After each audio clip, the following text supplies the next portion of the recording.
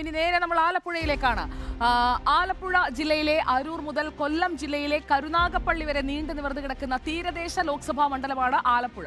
ഇടതുപക്ഷ രാഷ്ട്രീയത്തിന് നല്ല വേരോട്ടമുണ്ട്. പക്ഷേ പാർലമെന്റിൽ കൂടുതലെത്തിയത് കോൺഗ്രസ് എംപിമാരാണ്. 2019 കൈവിട്ടുപോയ സീറ്റ് തിരിച്ചുപിടിക്കാനുള്ള തീവ്ര ശ്രമത്തിലാണ് ഇക്കുറി UDF. അഭിമാന പോരാട്ടമാണ് ഇടതുമുന്നണിക്ക്. കഴിഞ്ഞ തവണ വോട്ട് നില ഉയർത്തിയ BJPയും ഏറെ പ്രതീക്ഷയിലാണ്.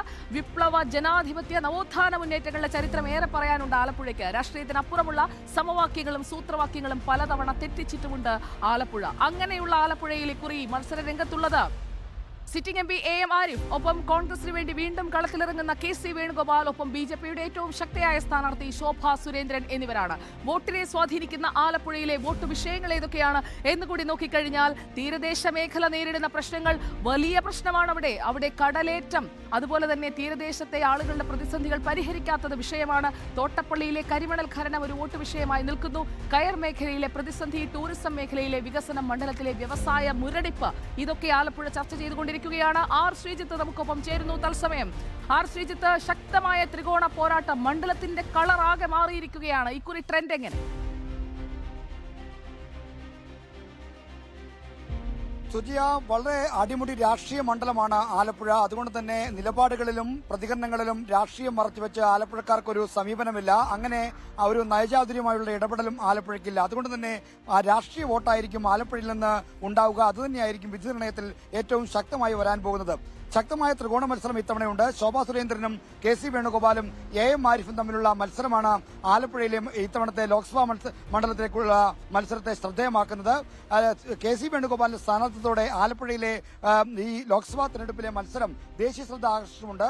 എന്തായാലും ഒരു കേന്ദ്രമന്ത്രി എന്നുള്ള അവകാശവാദം ഉന്നയിച്ചാണ് ശോഭാ സുരേന്ദ്രൻ ഇവിടെ വോട്ട് തേടുന്നത്. കഴിഞ്ഞ തവണ BJPക്ക് 187,769 വോട്ടാണ് ഡോക്ടർ KS രാധാകൃഷ്ണൻ പിടിച്ചത്. അതിനപ്പുറത്തേക്ക് കടന്നുള്ള ഒരു വോട്ട് വിഹിതം നേടുക എന്ന് തന്നെയാണ് BJP ലക്ഷ്യമിടുന്നത്. എന്നാൽ ശബരിമല തരംഗത്തിലും പിടിച്ചു നിന്ന ആലപ്പുഴ നിലനിർത്താനുള്ള ഭഗീരഥ പ്രയത്നത്തിലാണ് LDF. എന്നാൽ KC വേണുഗോപാലിന്റെ സ്ഥാനത്തോടെ UDF പ്രവർത്തകരും കോൺഗ്രസ് പ്രവർത്തകരും വർദ്ധിത വീര്യത്തോടെ വലിയ ആത്മവിശ്വാസത്തോടെ തന്നെ ജയിക്കുമെന്ന് ഉറപ്പിച്ചാണ് നീങ്ങുന്നത്. എന്തായാലും KC വേണുഗോപാലിന്റെ സ്ഥാനാർത്ഥിയോടുകൂടി കോൺഗ്രസിന് ഒരു നേരിയ മുൻതൂക്കം പല ഘട്ടങ്ങളിലും വന്നു എന്ന കാര്യം ശരിയാണ്.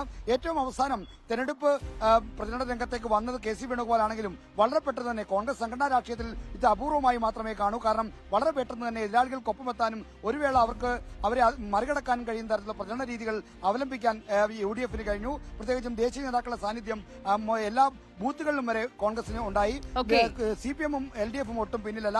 വളരെ സുസംഘടിതമായ സംഘടനാ സംവിധാനമുള്ള സ്ഥലമാണ് ആലപ്പുഴ. ആലപ്പുഴയിലെ രാഷ്ട്രീയ ചിത്രം അത് പ്രവചനാതീതമായി നിൽക്കുന്നു. സസ്പെൻസ് അവിടെയുണ്ട്. സ്ഥാനാർത്ഥികളുടെ വിദ്യാഭ്യാസ യോഗ്യതയിലേക്ക് കൂടി നമുക്ക് വളരെ പെട്ടെന്ന് പോകാം. നമ്മുടെ ആലപ്പുഴയിലെ 3 സ്ഥാനാർത്ഥികളുടെയും വിദ്യാഭ്യാസ യോഗ്യതയിലേക്ക് വന്നു കഴിഞ്ഞാൽ KC വേണുഗോപാൽ MSc ആണ്, അദ്ദേഹത്തിന്റെ ബിരുദാനന്തര ബിരുദധാരിയാണ്. AM ആരിഫ് LLB ആണ് അദ്ദേഹത്തിന്റെ വിദ്യാഭ്യാസ യോഗ്യത. ശോഭാ സുരേന്ദ്രന്റെ വിദ്യാഭ്യാസ യോഗ്യത BA ആണ്. അപ്പോൾ ആലപ്പുഴയിലെ സ്ഥാനാർത്ഥികളെ നമ്മൾ അറിഞ്ഞു കഴിഞ്ഞു.